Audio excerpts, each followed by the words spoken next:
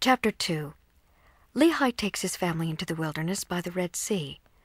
They leave their property. Lehi offers a sacrifice to the Lord and teaches his sons to keep the commandments. Laman and Lemuel murmur against their father. Nephi is obedient and prays in faith.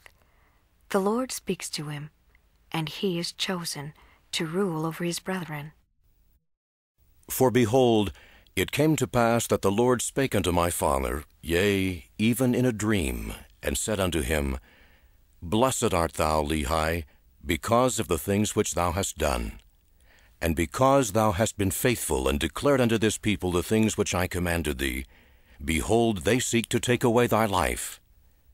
And it came to pass that the Lord commanded my father, even in a dream, that he should take his family and depart into the wilderness.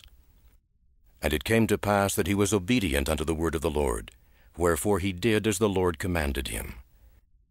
And it came to pass that he departed into the wilderness, and he left his house, and the land of his inheritance, and his gold, and his silver, and his precious things, and took nothing with him save it were his family, and provisions, and tents, and departed into the wilderness.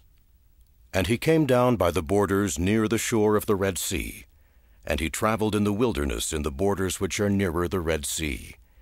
And he did travel in the wilderness with his family, which consisted of my mother Sariah, and my elder brothers, who were Laman, Lemuel, and Sam. And it came to pass that when he had traveled 3 days in the wilderness, he pitched his tent in a valley by the side of a river of water. And it came to pass that he built an altar of stones, and made an offering unto the Lord, and gave thanks unto the Lord our God. And it came to pass that he called the name of the river Laman, and it emptied into the Red Sea, and the valley was in the borders near the mouth thereof. And when my father saw that the waters of the river emptied into the fountain of the Red Sea, he spake unto Laman, saying, O that thou mightest be like unto this river, continually running into the fountain of all righteousness. And he also spake unto Lemuel, O that thou mightest be like unto this valley, firm and steadfast and immovable in keeping the commandments of the Lord. Now this he spake because of the stiffneckedness of Laman and Lemuel.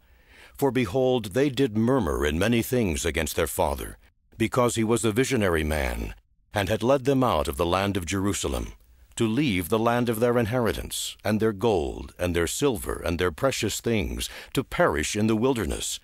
And this, they said, he had done because of the foolish imaginations of his heart. And thus Laman and Lemuel, being the eldest, did murmur against their father. And they did murmur because they knew not the dealings of that God who had created them.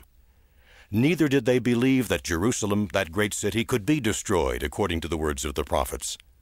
And they were like unto the Jews who were at Jerusalem, who sought to take away the life of my father. And it came to pass that my father did speak unto them in the valley of Lemuel, with power, being filled with the Spirit, until their frames did shake before him. And he did confound them, that they durst not utter against him, wherefore they did as he commanded them. And my father dwelt in a tent.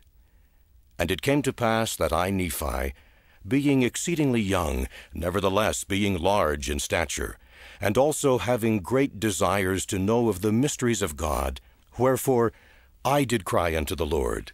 And behold, he did visit me, and did soften my heart, that I did believe all the words which had been spoken by my father. Wherefore I did not rebel against him like unto my brothers. And I spake unto Sam, making known unto him the things which the Lord had manifested unto me by his Holy Spirit. And it came to pass that he believed in my words. But behold, Laman and Lemuel would not hearken unto my words.